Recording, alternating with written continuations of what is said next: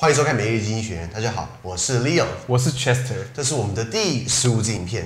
这期我们将延续上一支影片第14支片 Straight Shooting 的上集，带你继续看经济学人来学两岸关系的相关英文。在上一支片里面呢，我们探讨了两岸现状以及中国是否有能力攻打台湾等议题。还没看过上支影片的朋友呢，我们强烈建议您先把它看过，再继续这期影片哦。那这边附上链接给大家。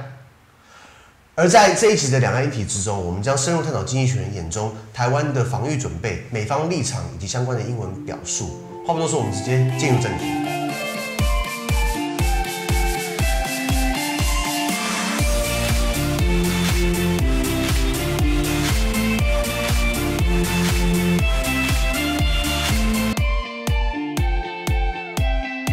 针对中国的文攻武吓，台湾准备的如何呢？经济学人是这样写的 Alas, Taiwan's preparedness and its will to fight both look shaky. The sad truth is that Taiwan's army has trouble with training across the board, says Tanner Greer, an analyst who spent 9 months studying the island's defenses last year. 现在跟大家分享这一段重要的单字跟片语。首先，我们熟悉的 will 多用来当助动词，表未来，但这里的 will 是名词哦，表决心。所以文中的 is will to fight 是指台湾作战的决心。此外 ，will 当名词也可以视作遗嘱，如 Susan's father left her $1 billion in his will， 是指苏珊的老爸在遗嘱中留给他10亿美元。哎呀，假设我们有10亿美元，就可以买这个。好了，我回归现实了。好啦。接下来看到 shaky 这个字，形容词表震动的，衍生意为不坚定的、不可靠的。所以 Taiwan's preparedness and its will to fight both look shaky 是指台湾在备战程度以及作战决心看起来是不坚定的。Train 当名词是我们熟悉的火车，当动词是培训，再加个 ing 又会回到的名词，也是做培训的意思。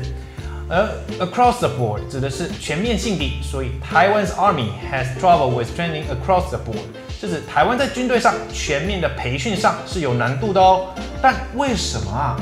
这样可以跟大家说说吗？This is just my guess, but as we have fully abolished military conscription here in Taiwan, that is to say, men are no longer obliged to do military services, we see a drastic decrease of military personnel. So the less manpower available, the more challenging it is to carry out trainings on larger scale, naturally.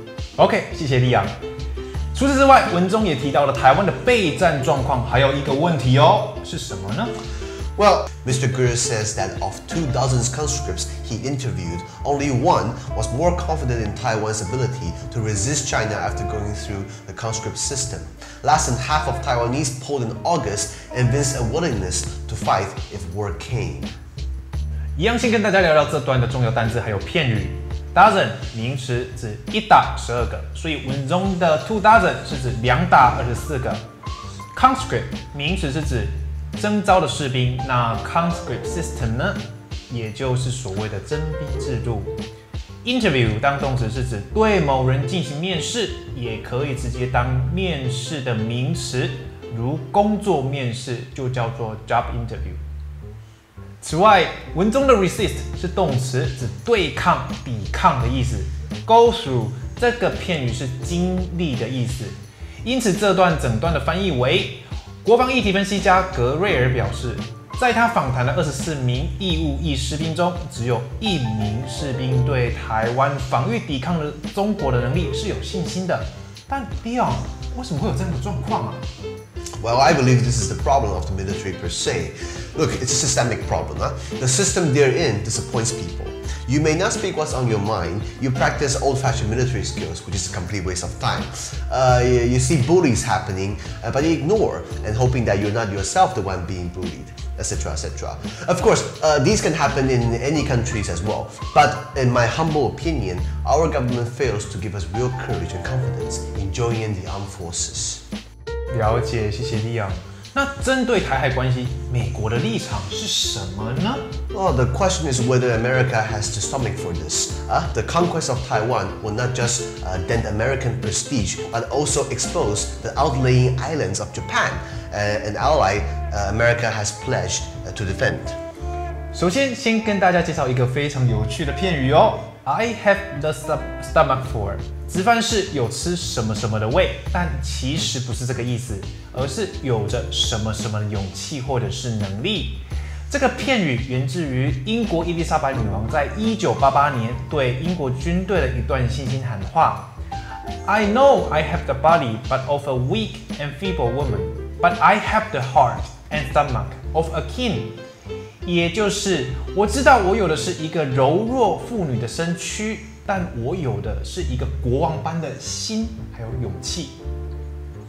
Conquest 是名词，指征服、征战。文中的 Conquest of Taiwan 是征战台湾的意思。另外 ，Conquest of Disease 是征服疾病，如 Conquest of Jet Mountain 是征服或者是攻顶玉山。再来，文中的 dent 是动词，指什么什么凹陷。Prestige 名词，声望。Expose 动词，暴露。Outlying islands 指外围岛屿。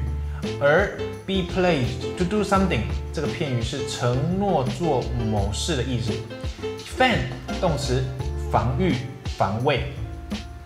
综合以上，这整段的意思是：问题是美国会有为台湾一战的勇气吗？中国对台湾征战不仅会破坏美国的声望，也会暴露美国承诺防卫日本以及其周边岛屿。但Leon，经济学人这样说，是不是代表一旦台海发生战争，美国就会咻的跑过来保护台湾啊？ Good question. We have actually made a video on this, remember? Oh, yes. That now that's a big if China invades Taiwan, would the US come to Taiwan's aid? It's actually on our YouTube channel, I believe the 8th episode. Therein, we mention the concept of strategic ambiguity, 战略模糊. That is to say, the cost is too high for the US to be involved in warfare just for Taiwan. But also the cost can be equally high if China has full control over Taiwan. Therefore, for now, the best solution seems to maintain status quo, 维持现状. By doing so, the US government will never make it clear if the US would really come to Taiwan's aid or not. Clever, eh?